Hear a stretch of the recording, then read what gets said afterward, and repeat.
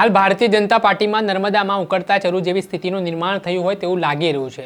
થોડાક દિવસ પહેલા સાંસદ મનસુખ વસાવા અને ધારાસભ્ય દર્શનાબેન દેશમુખ વચ્ચે મનરેગાના ટેન્ડરને લઈને જે વિખવાદ જોવા મળ્યો, ત્યારબાદ ગઈકાલે સાંસદ મનસુખ વસાવાએ ફરી જાહેરમાં ભાજપના નેતાઓનો ધોળો લીધો, આક્રોશ તેમણે વ્યક્ત કર્યો અને હવે ચૈતર વસાવા સામે બોલવું પડશે તેવું નિવેદન આપ્યું। ત્યારે હવે ભાજપના આંતરિક વિવાદમાં આમ આદમી પાર્ટીના નેતાની એન્ટ્રી થઈ છે। શું કહી રહ્યા છે નર્મદા જિલ્લા પ્રમુખ નિરંજન વસાવા, વિગતે વાત કરીએ। વૈષ્ણવજન તો તેને કહીએ જે પીડ પરાઈ જાનાને રે। નમસ્કાર દર્શક મિત્રો, નવજીવન ન્યૂઝમાં આપનું સ્વાગત છે। હું છું ફૈઝાન। હાલ ભારતીય જનતા પાર્ટીમાં નર્મદા જિલ્લામાં વિખવાદ ચાલતો હોય તેવી સ્થિતિનું નિર્માણ થયું છે। થોડાક દિવસ પહેલા મનરેગાના ટેન્ડરની પ્રક્રિયાને લઈને ધારાસભ્ય દર્શના દેશમુખે ટેન્ડરની પ્રક્રિયાની માંગ કરી હતી, જોકે સાંસદ મનસુખ વસાવાએ વર્ક ઓર્ડર આપવા માટેની માંગ કરી હતી। ત્યારે આ વિખવાદ ચરમસીમાએ પણ પહોંચ્યો હતો અને ગઈકાલે સાંસદ મનસુખ વસાવાનો જે આક્રોશ સામે આવ્યો, તેમણે ડેડિયાપાડા ખાતે કાર્યકર્તાઓનું સંમેલન યોજ્યું અને આ સંમેલન દરમિયાન તેમણે ભાજપના નેતાઓને પણ ચૈતર વસાવા તેમજ આમ આદમી પાર્ટીના નેતાઓ ડેડિયાપાડામાં આવીને જે એલફેલ બોલે છે તે મામલે બોલવું પડશે તે પ્રકારની ટકોર કરી હતી। ત્યારે હવે ભાજપમાં ઉકળતા ચરુ જેવી સ્થિતિનું નિર્માણ થયું છે અને આને લઈને આમ આદમી પાર્ટીની પણ આ વિખવાદમાં એન્ટ્રી થઈ છે। આમ આદમી પાર્ટીના નર્મદા જિલ્લા પ્રમુખ નિરંજન વસાવાએ કહ્યું છે કે ભાજપમાં હવે પાર્ટીની અંદર જ ભાગલાઓ પડી રહ્યા છે। જ્યારે આમ આદમી પાર્ટીની વાત કરતાં તેમણે કહ્યું કે આમ આદમી પાર્ટી દિવસે ને દિવસે મોટી થતી જઈ રહી છે। એટલું નહીં, ધારાસભ્ય ચૈતર વસાવાની ધરપકડ બાબતે તેમણે તેમના પર ખોટો કેસ થયો હોય તે પ્રકારની વાત પણ કરી છે। પહેલાં શું કહી રહ્યા છે આ મામલે આમ આદમી પાર્ટીના નર્મદા જિલ્લા પ્રમુખ નિરંજન વસાવા, તે સાંભળી લો। તેને સાંસદ મનસુખભાઈ વસાવાએ એક મીડિયા સાથે વાત કરતા તેમણે જણાવ્યું છે કે આમ આદમી પાર્ટીના નેતા જ આમ આદમી પાર્ટી જ ચાહે છે કે ચૈતરભાઈ વસાવા જેલમાં રહે અને રાજકીય રોટલા શેકવામાં આવે છે। આ બાબતે તમારે શું કહેવું છે? અમે છેલ્લા 2-3 દિવસથી જોઈ રહ્યા છે કે ભારતીય જનતા પાર્ટીના જે દિગ્ગજ નેતાઓ છે એ લોકો બોખલાઈ ગયેલા છે। આવનારા દિવસોમાં તાલુકા પંચાયત, જિલ્લા પંચાયત, નગરપાલિકાની ચૂંટણીઓ આવી રહી છે।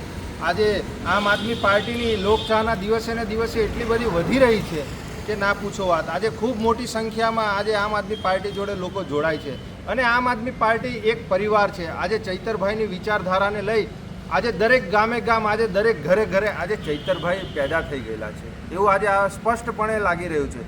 જ્યારે ભારતીય જનતા પાર્ટીના નેતાઓ, સરપંચોને તેમજ પાર્ટીના જે આગેવાનો છે, ચૂંટાયેલા તાલુકા પંચાયત, જિલ્લા પંચાયતના જે ચૂંટાયેલા સદસ્યો છે એ લોકો જોડે મિટિંગો કરીને એ લોકોને કહેવામાં આવે છે કે તમે સોશિયલ મીડિયા પર ચૈતરભાઈ વિશે ટિપ્પણી કરો કે કંઈક પણ સ્ટેટમેન્ટ આપો, પણ એ દિગ્ગજ નેતાઓને અમે કહેવા માંગીએ છીએ કે જે કમલમમાં જે ઝપાઝપી થઈ, જે ફેટામફેટી થઈ, બરાબર તો એવા જે આરોપીઓ છે એ લોકો પર કેટલી એક્શન લીધી અને ભારતીય જનતા પાર્ટીમાં કોઈ દૂધના ધોવેલા નથી।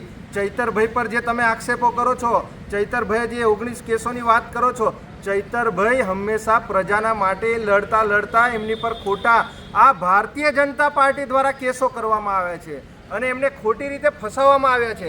કેમ તમે સીસીટીવી ફૂટેજ નથી બતાવતા ભાઈ? આજે રાજપાડીથી ઝઘડિયાવાળો રસ્તો કેટલો ખરાબ છે। અમે આવેદનપત્ર આપવા ગયા હતા, તેમ છતાં અમારી પર એફઆઈઆર કરી। આ સ્ટેચ્યુ ઓફ યુનિટી પર 2 છોકરાઓ મરી ગયા, ત્યાં ગાડી અમારી પર ખોટી રીતે એ કરવામાં આવી। અંકલેશ્વર જીઆઈડીસીમાં જે બ્લાસ્ટ થયો ત્યાં ગાડી પણ ભારતીય જનતા પાર્ટીના નેતાઓએ પોલીસ પ્રશાસનને આગળ કરીને અમારી પર ખોટી એફઆઈઆર કરી છે અને તમે અત્યારે એવું કહો છો કે ચૈતરભાઈ વિરુદ્ધમાં સોશિયલ મીડિયામાં અભદ્ર સ્ટેટમેન્ટ આપો।